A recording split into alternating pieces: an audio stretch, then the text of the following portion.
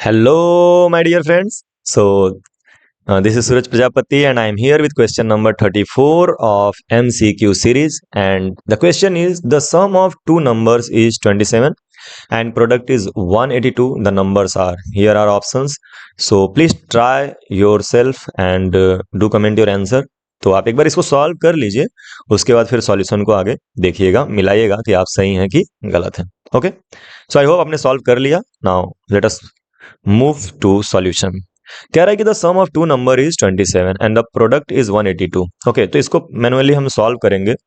यहाँ पे सम of two numbers दिया हुआ है, तो हम ऐसे भी लिख सकते हैं कि let two numbers are x and y, and x plus y जो है वो लेट कर ले रहे हैं 27.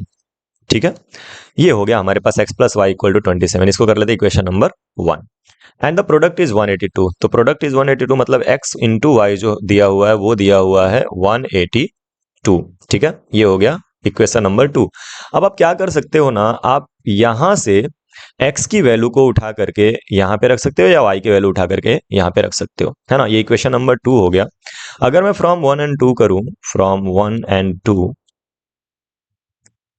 तो अगर आप 1 और 2 का यूज करते हो, ध्यान से देखो, अगर इक्वेशन 1 से देखा जाए तो आपको y की वैल्यू मिलती है 27 माइनस एक्स, है ना. एक नंबर अगर x है तो दूसरा 27 माइनस एक्स हो जाएगा automatically, because the sum are 27. तो यहाँ पे अगर हम y की वैल्यू 2 में रख दें, है ना, तो x और y के जगह पे हो गया 27 माइनस एक्स, और ये इक्वल टू हो गया 182.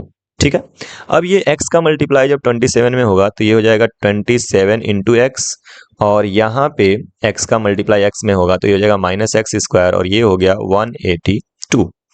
नाउ इसको एक क्वाड्रेटिक इक्वेशन के जनरल फॉर्म में लिखें, a x square plus b x plus c के फॉर्म में.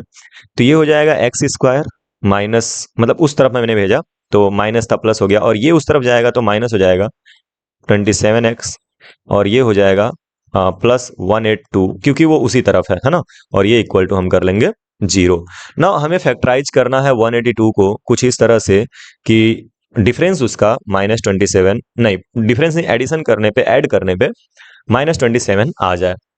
सो बेसिकली 182 को अगर हम फैक्टराइज करते हैं, चलिए फैक्टराइज कर लिया जाए एक बार.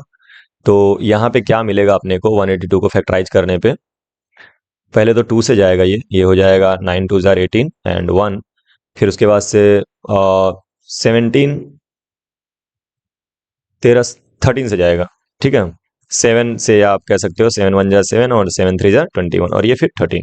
ओके, अब इसी में पेयरिंग करनी है, तो आप देख सकते हो कि 7 दूना के 14, 14 और 13, ये दो फैक्टर्स बन रहे हैं. यानी कि अगर आप 182 को फैक्टराइज करना चाहते हो 182 को, तो इसके दो पार्ट्स बनते हैं 14 एंड 13, जिसमें आप दोनों को नेगेटिव कर लोगे, क्योंकि दोनों को ऐड करने पे -27 आना चाहिए. तो यहाँ पे हम दोनों को क्या कर लेंगे, नेगेटिव. ठीक है, तो फैक्टराइज मैंने कर लिया. फैक्टराइज करने के बाद से 2 और 7 को साथ में ले लिया, 14 हो गया, और 13 को साथ में ले लिया इसके 14 के. तो 14 इंटू 13 जो आएगा 182 आएगा, और इसका फैक्टराइजेशन करके -14 और -13 हो जाएगा. क्लियर है. अब नेक्स्ट पेन चेंज कर लेते हैं थोड़ा सा. तो यहाँ पे ये हम लिख सकते हैं कि एक्स स्क्वायर -27 के जगह पे -14 -13 हो जाएगा. तो -14x -13x, और ये प्लस 182 इज इक्वल टू 0. ना इन दोनों में से x कॉमन आएगा, तो ये हो जाएगा x -14, और यहाँ से -13 कॉमन आएगा, और बचेगा क्या, x -14, है ना. क्योंकि 182 इज इक्वल टू 182 जो है वो बेसिकली क्या है, 182 जो है वो है आपका 14 इंटू 13, है ना. तो अगर इस 182 में से 13 बाहर चला गया तो 14 ही बचेगा. क्लियर है, तो ये ध्यान रखेंगे आप. अब x -14 दोनों में कॉमन है, तो x -14 कॉमन आ जाएगा, और आपके पास बचेगा x -13. तो इस तरह से आप देख सकते हो कि आपको मिल रहा है x equal to 14 and x equal to 13. ठीक है, यहाँ से दो वैल्यूज मिल रही हैं. अगर आप 0 के इक्वल करोगे x -14 और x -13 को, तो x equal to 14 and x equal to 13 आपको मिल रहा है.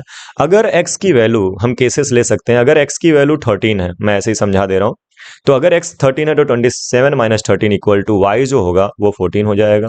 और अगर x की वैल्यू जो है वो 14 है, तो y जो होगा वो 13 हो जाएगा। इसका मतलब जो हमारे दो नंबर्स हैं वो 13 और 14 हैं। So option number B is correct, 13 and 14। Okay, so इसको आप यहीं पे देख करके डायरेक्ट आंसर लिख सकते थे, ये सॉल्व करने की जरूरत नहीं थी। बट हाँ, कभी कभी क्वेश्चन ऐसे बन जाते हैं जहाँ पे सॉल्व करने की जरूरत पड़ती है, तो ऐसे आप सॉल्व कर करके अपना ऑप्शन जो है वो चेक कर सकते हो। तो आई होप कि आपको समझ में आया होगा। आप चाहे तो आंसर को और सॉल्यूशन को नोट कर सकते हो।